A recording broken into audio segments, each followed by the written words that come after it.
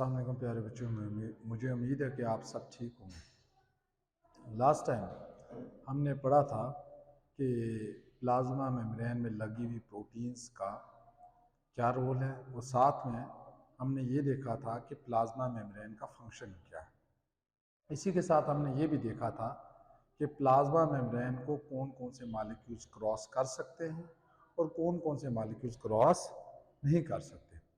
आज हमने ये देखना है कि प्लाज्मा मेम्ब्रेन कौन कौन से तरीके इस्तेमाल करती है चीज़ों को क्रॉस करवाने के लिए। तो इसीलिए टॉपिक का नाम है passage of material through plasma membrane, कि प्लाज्मा मेम्ब्रेन से मटेरियल कैसे गुजरता है, कौन कौन से मेथड इस्तेमाल होते हैं मटेरियल को गुजारने के लिए। तो देखिए बच्चे, सबसे पहले आपने देखना है कि सेल का इन्वायरमेंट क्या होता है। ये देखिए बच्चे, ये मेरे पास एक सेल है, ठीक है। ये जो इन्वायरमेंट है इसका कहलाएगा, ये इसका इंटरनल इन्वायरमेंट कहलाएगा, और ये जो बाहर इन्वायरमेंट है इसको आप क्या कहेंगे, एक्सटर्नल इन्वायरमेंट। या क्योंकि यहाँ पे और भी सेल्स होते हैं तो सेल्स मिलकर टिश्यूज बनाते हैं, तो इसको आप एक्स्ट्रा सेलुलर इन्वायरमेंट भी कह सकते हैं, यानी सेल से बाहर का इन्वायरमेंट। तो देखिए बेटा, जब भी सेल जो है ना वो मॉलिक्यूल्स की पैसेज करवाता है तो प्लाज्मा मेम्ब्रेन इस चीज को यकीनी बनाती है कि सेल के अंदर और सेल के बाहर इक्विलिब्रियम मेंटेन रह सके। अब इक्विलिब्रियम किसे कहते हैं, तवाजन को, यानी बैलेंस को। जैसे हम कहते हैं कि सेल के अंदर ना कोई चीज जरूरत से ज्यादा होनी चाहिए और ना ही जरूरत से कम होनी चाहिए। तो while exchanging material with cells environment, plasma membrane maintains equilibrium inside as well as outside the cell, कि चाहे वो कोई चीज अंदर जा रही हो या अंदर से बाहर आ रही हो। तो प्लाज्मा मेम्ब्रेन इस चीज को यकीनी बनाती है कि दोनों साइड पे जो चीजों का, मॉलिक्यूल्स का, मटेरियल का इक्विलिब्रियम यानी बैलेंस रहे, ना चीज कोई जरूरत से ज्यादा होनी चाहिए और ना ही कम होनी चाहिए। अच्छा, अब प्लाज्मा मेम्ब्रेन कौन कौन से तरीके इस्तेमाल करती है चीजों को मूव करवाने के लिए। देखिए बच्चे, methods of transport across plasma membrane. तो हमारे पास ट्रांसपोर्ट की दो टाइप्स है, एक को हम कहते हैं एक्टिव ट्रांसपोर्ट और एक को हम कहते हैं पैसिव ट्रांसपोर्ट। नाम से जाहिर है, एक्टिव का मतलब ही होता है एनर्जेटिक और पैसिव का मतलब होता है सुस्त, स्लो। ये वो टाइप है ट्रांसपोर्ट की जिसमें प्लाज्मा मेम्ब्रेन चीजों को मूव करवाने के लिए, चाहे वो बाहर से अंदर हो या अंदर से बाहर हो, एनर्जी का इस्तेमाल करती है। और ये एनर्जी किस सूरत में होती है, in the form of ATP, adenosine triphosphate. तो कैसे डिफरेंशिएट करेंगे, देखते हैं डिफरेंसेस क्या क्या। Type of transport that requires expenditure of energy in the form of ATP, मतलब एक्सपेंडिचर का मतलब खर्च करना। यहां पे चीजों को मूव करवाने के लिए जो प्लाज्मा मेम्ब्रेन है ये एनर्जी खर्च करती है। अभी हम आगे देखेंगे, डिटेल से आगे इसको पढ़ेंगे भी कि किस तरह जो है ना वो एक्टिव ट्रांसपोर्ट होती है और इसके कौन कौन से मेथड है। तो वो ट्रांसपोर्ट जिसमें चीजों को मूव करवाने के लिए एनर्जी की जरूरत नहीं पड़ती है उसको आप पैसिव ट्रांसपोर्ट कहते हैं, the type of transport that does not require expenditure of energy. अच्छा, इसको हम कहते हैं it is movement against concentration gradient. अब इससे क्या मुराद है, कंसंट्रेशन ग्रेडियंट क्या होता है। ये देखिए बेटा, ये फॉर एग्जांपल मेरे पास एक सेमी परमिएबल मेम्ब्रेन है और एक साइड पे चीजों की तादाद ज्यादा है और एक साइड पे चीजों की तादाद कम है, मॉलिक्यूल्स की तादाद कम है। अब ग्रेडिंग किसे कहते हैं, ग्रेडिंग का मतलब बेसिकली डिफरेंस होता है। अब क्या होता है, ये देखें यहां पे डिफरेंस कैसे है, एक साइड पे चीज ज्यादा है एक साइड पे कम है, तो ये ग्रेड बने। जैसे हम कहते हैं A grade, B grade, C grade, तो ये ग्रेडिंग होगी। तो it is the movement against concentration gradient, यानी इससे क्या मुराद है, एक तरफ चीजें या मॉलिक्यूल्स पहले ही ज्यादा है और वहां जो है ना वो मजीद चीजों को भेजा जा रहा है। तो it is movement against concentration gradient और इट इज अपहिल मूवमेंट। अब अपहिल से क्या मुराद है? जैसे ये देखिए मेरे पास एक हिल है, आप कोई भी चीज या पत्थर है, मैं कह रहा हूं इसको नीचे से ऊपर की तरफ लेके जा रहे, तो नीचे से ऊपर की तरफ लेके जाने के लिए क्या लगेगी? एनर्जी लगेगी, ठीक है। तो इसीलिए हम इसको क्या कहते हैं? Uphill movement. ये इसको क्या दी गई है? तशबीह दी गई है, ठीक है। तो इसको हम कहते हैं एक्टिव ट्रांसपोर्ट। अब it is the movement along या डाउन द कंसंट्रेशन ग्रेडियंट। इससे क्या मुराद है कि यहां पे एक साइड पे चीजों की तादाद क्या है? ज्यादा है, दूसरी साइड पे चीजों की तादाद कम है। तो अब मूवमेंट कहां से हो रही है? हाई से लो की तरफ, ठीक है बेटा। तो इसको हम कहते हैं डाउन द कंसंट्रेशन ग्रेडियंट या अलोंग द कंसंट्रेशन ग्रेडियंट। मतलब डाउन द कंसंट्रेशन ग्रेडियंट क्या है कि एक साइड पे चीजों की तादाद, मॉलिक्यूल्स की तादाद कम है, उसी साइड पे मूवमेंट हो रही है, यानी हाई कंसंट्रेशन से लो। तो इसको हम कहते हैं down hill movement. Down hill इसको तशबीह दी गई। जैसे मेरे पास एक हिल है, ये मेरे पास पत्थर है, तो इसको मूव करवाने के लिए मेरे पास मुझे एनर्जी खर्च करने की जरूरत नहीं है। मैं इसको यहां से नीचे गिरा दूंगा, ये खुद ब खुद नीचे आ जाएगा। तो इसको हम क्या कहेंगे? डाउन हिल मूवमेंट कहेंगे। तो ये हमारे पास क्या है? Up hill movement. तो ये डिफरेंस है हमारे पास एक्टिव ट्रांसपोर्ट और पैसिव ट्रांसपोर्ट के दरमियान। तो आज हमने डिस्कस करना है कि पैसिव ट्रांसपोर्ट के कौन कौन से मेथड्स। तो मेथड्स ऑफ पैसिव ट्रांसपोर्ट, देखिए सबसे पहले हमारे पास डिफ्यूजन आती है। तो डिफ्यूजन सिंपल ये है कि movement of molecules across a semi permeable membrane from high concentration to low concentration. यानी सेमी परमिएबल या डिफरेंशियली परमिएबल मेम्ब्रेन है, उसकी एक साइड पे मॉलिक्यूल्स की तादाद ज्यादा है, दूसरी साइड पे कम है। तो ज्यादा से कम की तरफ जो मूवमेंट होगी ये क्या कहलाएगी? डिफ्यूजन कहलाएगी। तो नेट मूवमेंट ऑफ मॉलिक्यूल्स जैसे लिक्विड है या गैस है across a semi permeable membrane from higher concentration to lower concentration without energy input, यानी यहां पे एनर्जी नहीं लगेगी क्योंकि ये पैसिव ट्रांसपोर्ट का मेथड है। तो जैसे डाइजेशन में जब स्मॉल इंटेस्टाइन के अंदर डाइजेशन कंप्लीट हो जाती है तो ल्यूमन से जो ग्लूकोज है ये डिफ्यूजन के जरिए मूव करती है इनटू द इंटेस्टाइनल विलाई। तो विलाई क्या है? Basically these are circular folds in small intestine that increase the surface area of intestine। तो देखिए बेटा ल्यूमन से जब ग्लूकोज विलाय में मूव करता है तो ये पैसिव ट्रांसपोर्ट, ये डिफ्यूजन के जरिए जो है ना वो मूव करता है।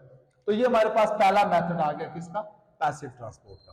फिर इसी तरह ब्लड से जो कार्बन डाइऑक्साइड है, सॉरी टिश्यूज से जो कार्बन डाइऑक्साइड है, जैसे ये देखिए ये मेरे पास एक टिश्यू है, ग्रुप ऑफ सेल्स है। अब जब ये मेटाबॉलिज्म करता है, मेटाबॉलिज्म के रिजल्ट में कार्बन डाइऑक्साइड बनती है। ये कैपिलरी है, कार्बन ब्लड मूव कर रहा है तो इसके अंदर फ्रेश जो ब्लड आ रहा होता है जिसके अंदर ऑक्सीजन कंटेंट हाई होता है और कार्बन डाइऑक्साइड कंटेंट क्या होता है? लो होता है। तो अब इन टिश्यूज के अंदर कार्बन डाइऑक्साइड की कंसंट्रेशन ज्यादा होती है क्योंकि इन्होंने मेटाबॉलिज्म किया होता है। तो यहां से कार्बन डाइऑक्साइड ब्लड में मूव करती है किसके जरिए? डिफ्यूजन के जरिए। इसी तरह जो फ्रेश ब्लड है उससे ऑक्सीजन मूव करती है इनटू द टिश्यू, वो किसके जरिए? डिफ्यूजन के जरिए। तो ये हमारे पास डिफ्यूजन की एग्जांपल है। उसके बाद फैसिलिटेटेड डिफ्यूजन। फैसिलिटेटेड का मतलब है मदद करना, ठीक है। यहां पे कोई चीज है जो मॉलिक्यूल्स को मूव करवाने में मददकारी होगी, इसीलिए इसके यहां पे लफ्ज इस्तेमाल हुआ फैसिलिटेटेड डिफ्यूजन। तो आइए इसको डिफाइन करते हैं कि movement of molecules across semi permeable membrane from high concentration to low concentration with the help of transport proteins in the membrane. यानी मेम्ब्रेन के अंदर प्रोटीन्स लगी हुई है जिनका काम क्या है?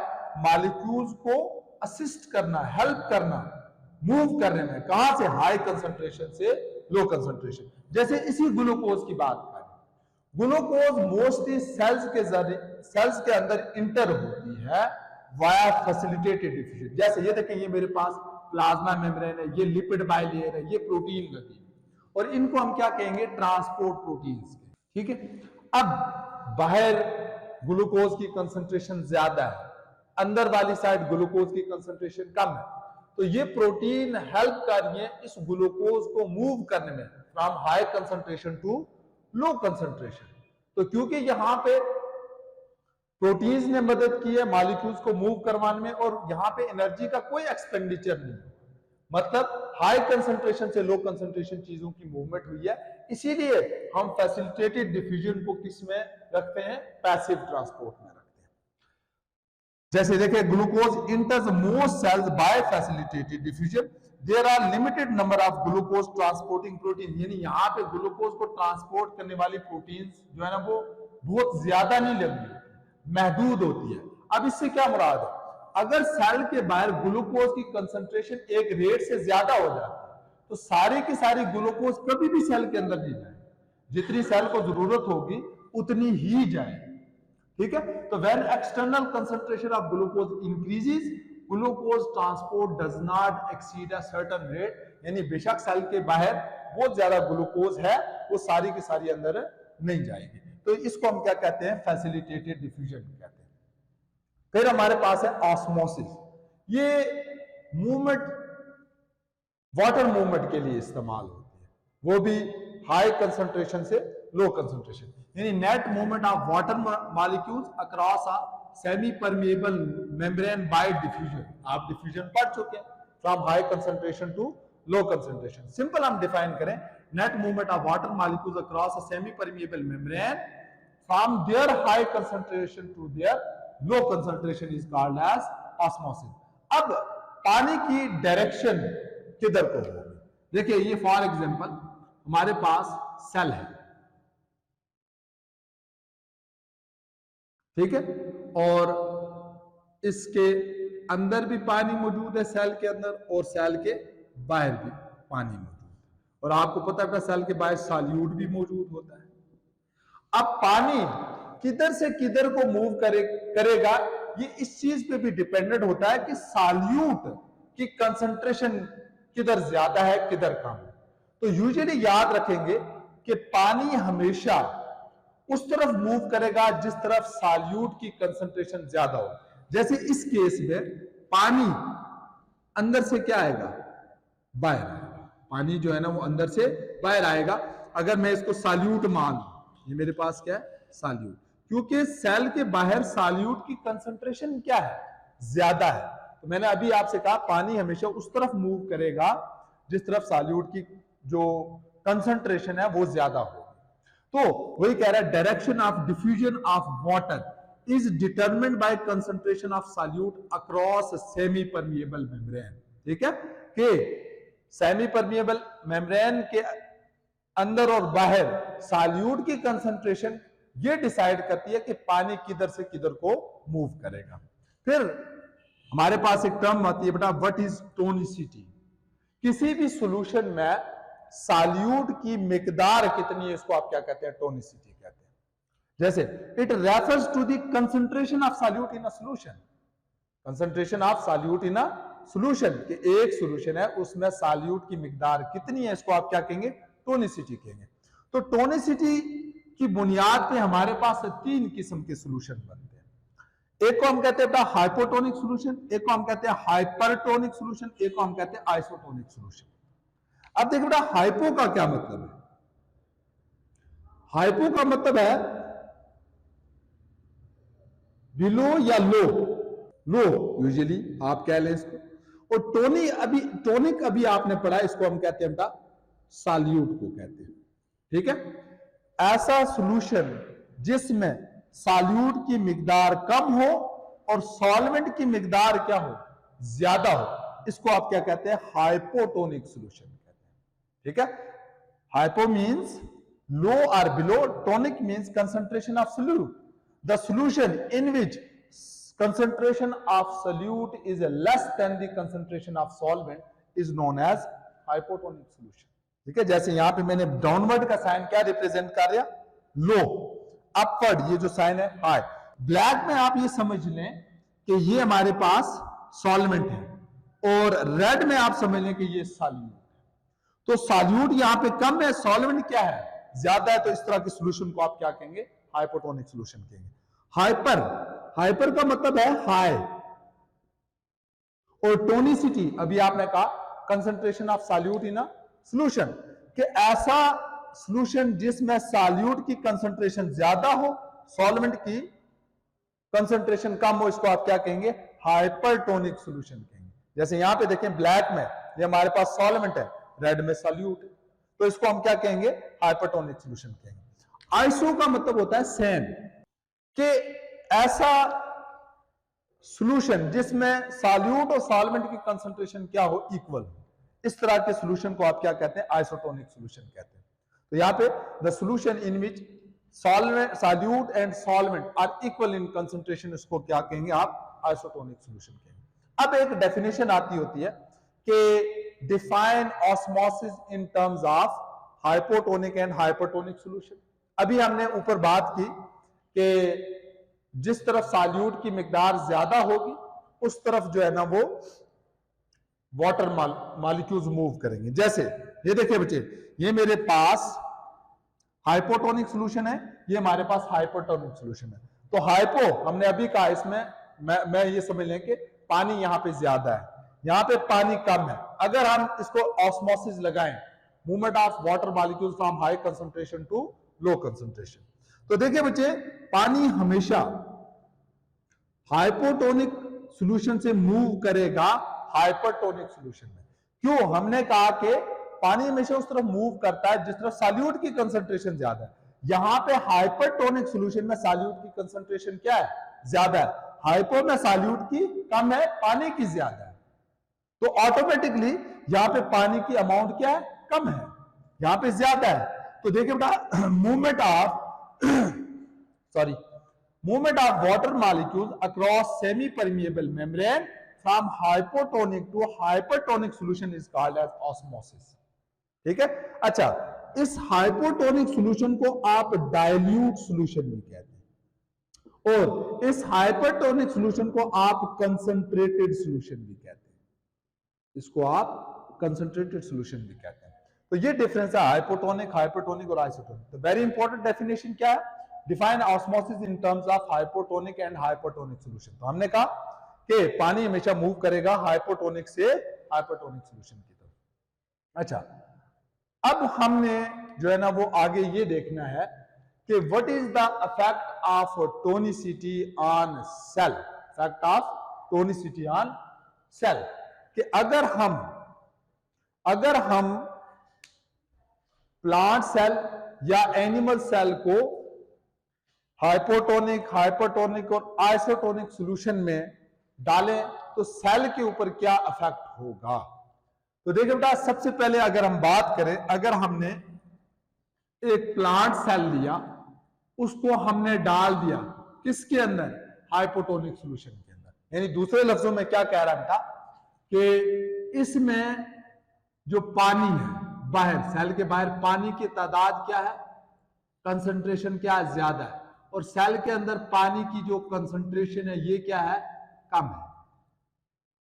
ठीक है, तो अब आपने क्या लगाना है, ऑस्मोसिस लगानी। देखिए बच्चे, इस केस में क्या होगा, पानी इधर ज्यादा है, पानी यानी दूसरे लफ्जों में इधर सॉल्यूट कम है, इधर सॉल्यूट ज्यादा है। तो अब देखिए बच्चे, हमने अभी पढ़ा है कि जिस तरफ सॉल्यूट ज्यादा होता है पानी उस तरफ मूव करता है, यानी पानी बाहर सॉल्यूशन से मूव करेगा, किधर, सेल के अंदर मूव करेगा। अब ये तो है प्लांट सेल। अब इस प्लांट सेल के बाहर क्या होती है, सेल वॉल। तो जब पानी अंदर जाएगा तो ये प्रेशर एक्सर्ट करेगा, तो प्रेशर एक्सर्ट करेगा तो सेल जो है ना वो क्या हो जाएगा, टर्जिड हो जाएगा, सख्त हो जाएगा। क्यों, सेल वॉल की वजह से, ये फटेगा नहीं, रप्चर नहीं होगा। तो इस केस में प्लांट का सेल क्या हो जाएगा बेटा, टर्जिड हो जाएगा। ठीक है, अगर यहीं पे हम यहां पे भी अप्लाई करें तो यहां पे पानी अंदर वाली साइड क्या है, कम है, और बाहर वाली साइड जो पानी है वो क्या है, ज्यादा है। तो इस केस में क्या होगा बेटा, इस केस में भी जो पानी है वो सेल के अंदर जाएगा, एनिमल सेल के केस में, क्योंकि एनिमल सेल के बाहर सेल वॉल नहीं होती, तो इस वजह से सेल की क्या हो जाएगी बेटा, बर्स्टिंग हो जाएगी, क्योंकि जब पानी प्रेशर अप्लाई करेगा तो इसकी प्लाज्मा मेम्ब्रेन रप्चर हो जाएगी, इसकी प्लाज्मा मेम्ब्रेन रप्चर हो जाएगी। फिर अगर हम प्लांट सेल को, अब हाइपरटोनिक क्या है, हाइपरटोनिक से क्या मुराद है, यहां पे बाहर पानी जो है ना वो कम है, सॉल्यूट क्या है, ज्यादा है, सॉल्यूट ज्यादा है। अगर अंदर की बात करें, अंदर पानी ज्यादा है और सॉल्यूट क्या है, कम है। अब आपने ऑस्मोसिस लगानी है, movement of water molecules from low solute concentration to high solute concentration, या movement of water molecules from their high concentration to their low concentration. यहां पे पानी क्या आ जाएगा, बाहर आ जाएगा, और इस केस में भी क्या होगा, पानी बाहर आ जाएगा और सेल क्या हो जाएगा, श्रिंक हो जाएगा। यानी अगर आप एनिमल या प्लांट सेल को हाइपरटोनिक सॉल्यूशन में डालेंगे तो सेल की क्या हो जाएगी, श्रिंकिंग हो जाएगी। तो shrinking of cytoplasm is called as plasmolysis. अच्छा उसके बाद इसीलिए आपको कहा जाता है ना कि कभी भी समंदर का पानी ना, उसके अंदर साल्ट्स की मिकदार ज्यादा हो, आप पानी पिएंगे, साल्ट उसमें ज्यादा है, सेल के अंदर से पानी सारा का सारा बाहर निकल आएगा, सेल क्या हो जाएगा बेटा, श्रिंक हो जाएगा। अब आइसो का मतलब क्या है, सेम, यानी यहां पे पानी सेल के अंदर भी और बाहर भी, इसी तरह सॉल्यूट सेल के अंदर भी और बाहर भी, ये क्या होता है, सेम होता है, ये क्या होता है, सेम होता है। तो इसका मतलब है कि अगर आप सेल को इस आइसोटोनिक सॉल्यूशन में डालेंगे तो there will be no effect on the cell whether it is plant cell or animal cell, क्योंकि जिस रेट से पानी बाहर आएगा उसी रेट से अंदर जाएगा, दोनों साइड पे सॉल्यूट की कंसंट्रेशन क्या है, सेम है। तो इसलिए बच्चे ये जो ड्रिप वगैरह होती है, ठीक है, ये 0.9% जो है ना सलाइन सॉल्यूशन इसको बोलते हैं। क्यों कहते हैं, क्योंकि हमारे ब्लड के अंदर भी, प्लाज्मा के अंदर 0.9% साल्ट्स मौजूद होते हैं, तो वो जो है ना वो नुकसानदेह नहीं होते। तो क्योंकि जिस रेट से पानी बाहर आएगा उसी रेट से पानी वापस अंदर भी जाएगा, क्योंकि सॉल्यूट की कंसंट्रेशन अंदर और बाहर क्या है, सेम है। तो मुझे उम्मीद है ये आसान सा टॉपिक आपको समझ आ गया होगा। अगर इसके बावजूद भी आपको कोई जो है ना मुश्किल पेश आती है, कोई सवाल है, तो आप कमेंट सेक्शन में जरूर पूछिएगा। अपना ख्याल रखिएगा। अल्लाह हाफिज।